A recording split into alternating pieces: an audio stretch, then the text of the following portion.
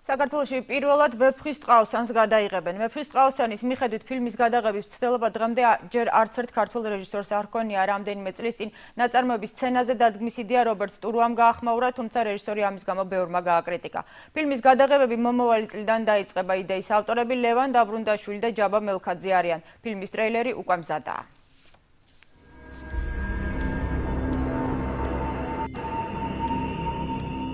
ტრეილერის გადაღება ქარელის რაიონში მიმდინარეობდა. გადამღები ჯგუფი ტყეში ათენებდა და აღამებდა. რამდენიმე წუთიან ტრეილერში ნაწარმოების ის მონაკვეთია აღწერილი, როცა გმირები ქაჯეთის ციხის ასაღებად დაწყევლილ ადგილს უახლოვდებიან. ტყეში ძველი ქართული ასოებით ქვაზე ამოკვეთილ წარწერას პოულობენ, რომელიც ამცნობს, რომ გზა აღარ უნდა გააგრძელონ. ამის შემდეგ იწყება ბრძოლა ნესტენ დარეჯანის გადასარჩენად. ეგეთ რაღაცებზე ხელის მოკიდება გვიჭირს ხოლმე ქართველებს.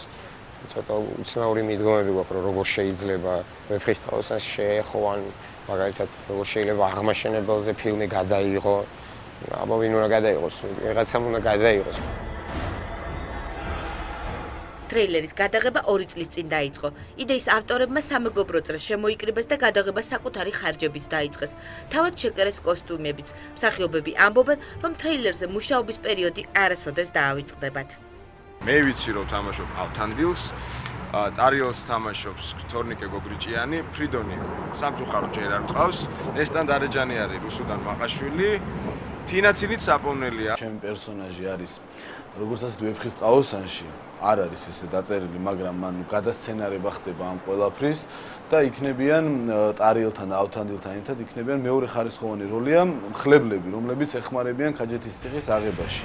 ფილმში 12 მთავარი გმირი იქნება. ნაწარმოების პერსონაჟებს რეჟისორის მიერ გამოგონილი პერსონაჟები დაემატებიან. რეჟისორი ამბობს, რომ ზღაპრულ მისტიკური ჟანრის ფილმს კომერციული დატვირთვა ექნება, თუმცა ჯერ არ იცის, რა დაჯდება ფილმის გადაღება.